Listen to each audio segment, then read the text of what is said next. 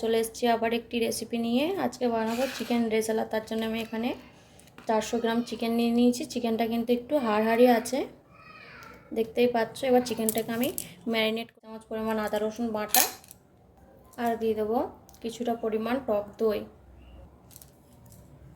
আর 1 চামচ পরিমাণ গোলমরিচের গুঁড়ো, অল্প সামান্য হলুদ, পরিমাণ মতো নুন দিয়ে দিচ্ছি এখানে,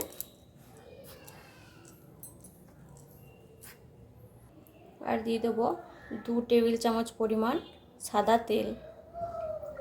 এবার চিকেনটাকে ভালোভাবে আমি এখানে ম্যারিনেট করে নেবো। আমি এখানে হলুদ দিয়েছি, তোমরা কিন্তু হলুদের পরিবর্তে এখানে কেশর দিয়েও এটাকে ম্যারিনেট করতে পারো। আমি হলুদ দিয়েছি, কেশর দিলে হলুদ দেওয়ার কোনো প্রয়োজন নেই, আর হলুদ দিলে কেশর দেওয়ার কোনো প্রয়োজন নেই। চিকেনটাকে আমি এখানে এখন ভালোভাবে 1 ঘন্টার জন্য ম্যারিনেট করার জন্য এখানে ভালোভাবে মাখিয়ে নিয়ে ঢাকা দিয়ে এবার ভাজার জন্য আমি এখানে নিয়ে নিয়েছি একটা জয়িত্রী, 4টে এলাচ, 1 চামচ জিরে, 1 চামচ মৌরি। এবার এটাকে ভালোভাবে ভেজে নেব। দেখো আমার কিন্তু এখানে ভাজা মশলাটা রেডি করা হয়ে গেছে। এবার আমি এটাকে খানিকক্ষণের জন্য ঠান্ডা করে নেব। দিয়ে দিলাম এখন কিছুটা পরিমাণ জল। এবার জলটা আমি এখন ভালোভাবে কিন্তু ফুটো করতে দেওয়ার পর আমি এখানে কেটে নিচ্ছি 2টো বড় সাইজের পেঁয়াজ। এখানে কিন্তু আমার 2টো পেঁয়াজ ভালোভাবে কেটে নেওয়া হয়ে গেছে। আর আমি কিন্তু পেঁয়াজটাকে এইভাবে কেটেছি। দেখো জলটাও কিন্তু এখানে ভালোভাবে ফুটে গেছে। আর এই জলের মধ্যে আমি এখন পেঁয়াজগুলোকে দিয়ে দিচ্ছি।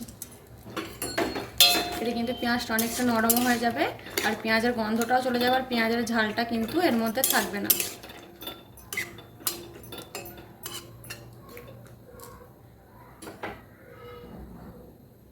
এবার গ্যাসটা অফ করে দেবো। আর এখন আমি বেটে নেব এই ভাজা মশলাটা। এখন কিন্তু ভাজা মশলাটা আমার ভাজা হয়ে গেছে। দেখো পেঁয়াজটার কালারটা কিন্তু চেঞ্জ হয়ে গেছে। এবার আমি পেঁয়াজটা তুলে নিচ্ছি। এরপর পেঁয়াজটাকে বেটে নেব। আমি এবার পেঁয়াজটাকে কিন্তু কুক করার পর আমি এখানে কিন্তু ভালোভাবে পেঁয়াজটা বেটে নেব। পেঁয়াজটা কিন্তু আমার এখানে ভালোভাবে বাটা হয়ে গ্যাসটা এখানে আমি অন করে দিয়েছি। এবার নিয়ে নেব অল্প পরিমাণে এখানে তেল। অল্প বলতে আমার রান্না করতে যতটা পরিমাণ লাগছে আমি এখানে ঠিক ততটাই নিয়ে নিচ্ছি। এখানে তোমরা 3 টেবিল চামচ বলতে পারো। আর এখানে নিয়ে নিচ্ছি 1 চামচ ঘি। দেখো এটাকে ভালোভাবে মিশিয়ে নিয়েছি। এবার আমি এখানে ফোড়নের জন্য দিয়ে দিচ্ছি 4টে কাঁচা লঙ্কা, কিছুটা পরিমাণ গোলমরিচ, 1 টুকরো দারচিনি, আর 1 টুকরো তেজপাতা। এবার এটাকে আমি 2 থেকে 3 সেকেন্ডের জন্য ভেজে নেব। 2 থেকে 3 সেকেন্ড ভেজে নেওয়ার পর আমি এখানে দিয়ে দিচ্ছি পেঁয়াজ বাটাটা। পেঁয়াজ বাটাটা নেড়ে নেবো যতক্ষণ না এর একটু যে পরিমাণ গন্ধটা যেন কেটে যায়, আর পেঁয়াজটা যেন ভালোভাবে ভাজা হয়ে যায়। এবার আমি এখানে দিয়ে দেবো 1 চামচ আদা রসুন বাটা। এবার এটার সাথে এটাকেও ভালোভাবে আমি কুক করে নেবো। যতক্ষণ না আদা রসুনের কাঁচা গন্ধটা চলে যাচ্ছে ততক্ষণ কিন্তু আমি এটা ভালোভাবে কষিয়ে নেব। কষানো হয়ে গেছে। এবার আমি এখানে দিয়ে দেবো চিকেনটা। আমি এখন দিয়ে দিচ্ছি ম্যারিনেট করা চিকেনটা। এবার লো ফ্লেমে কিন্তু আমি চিকেনটাকে একটু ভালোভাবে কষিয়ে নেবো। খুব বেশি কষাতে লাগবে না, তাও অল্প পরিমাণে আমি একটু চিকেনটাকে কষিয়ে নেব। দেখো চিকেনটা কিন্তু এখানে আবার ভালোভাবে একটু কষানো হয়ে গেছে। এবার আমি এখানে দিয়ে দেবো ঢাকা। গ্যাসটা কিন্তু লো ফ্লেমেই থাকবে, গ্যাসটা কিন্তু হাই ফ্লেমে করা যাবে না। এখন দিয়েছি 10 থেকে 12 মিনিট। কিছুক্ষণ পর আমি একটু ঢাকাটা খুলে আমি চিকেনটাকে এখন মিশিয়ে দিচ্ছি, নাহলে কিন্তু তলায় লেগে যেতে পারে। একটু নেড়ে নেওয়ার পর এখানে কিন্তু আমি আবারও এর ঢাকনাটা খুলে নিচ্ছি। এখানে কিন্তু অনেকটা পরিমাণ জলই কিন্তু তলাতে ছেড়ে দিয়েছে। এবার এটাকে আমি একটু ভালোভাবে নাড়িয়ে নিয়ে এখানে আমি আগে থেকে বেটে রেখেছিলাম 4টে কাজু আর 1 চামচ বড় চামচের পোস্ত। আর এটাকেও একবার আমি ভালোভাবে মিশিয়ে নেব।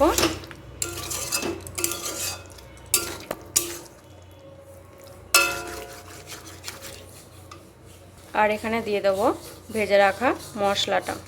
এবার এগুলোকে দুটোকেই কিন্তু আমি এর সাথে ভালোভাবে মিশিয়ে নেব। এখন কিন্তু এটা ভালোভাবে মেশানো হয়ে গেছে। এখন এখানে আমি আবার এটাকে ঢাকা দিয়ে দেবো 5 থেকে 7 মিনিটের জন্য। 2 থেকে 3 মিনিট পর আমি একবার এটাকে খুলে দেখো, এখানে কিন্তু তেলও ছেড়ে দিয়েছে আর কালারটাও কিন্তু খুব সুন্দর এসেছে। এবার এটাকে আমি আরেকবার মিশিয়ে দেব।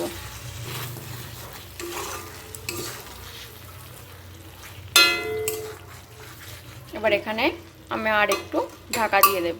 এবার এখন আমি ঢাকাটা খুলে নেব। দেখো এখানে কিন্তু জলটা ছেড়ে দিয়েছে আর এটা কিন্তু হয়েও গেছে। এবার এটাকে আমি এখন নামিয়ে নেব। এখন আমি এটা তুলে নিয়েছি। দেখো এখানে কিন্তু আমার চিকেন রেজালা রেডি হয়ে গেছে। আর এখানে কিন্তু একটু গ্রেভিটাও আছে। গ্রেভিটা না থাকলে কিন্তু ভাত বা রুটির সাথে ভালোভাবে খাওয়া যাবে না। ভিডিওটি ভালো লাগলে লাইক করবেন, চ্যানেলটাকে সাবস্ক্রাইব করে দেবেন।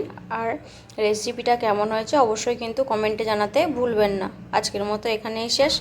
দেখা হচ্ছে আবার পরবর্তী ভিডিও নিয়ে।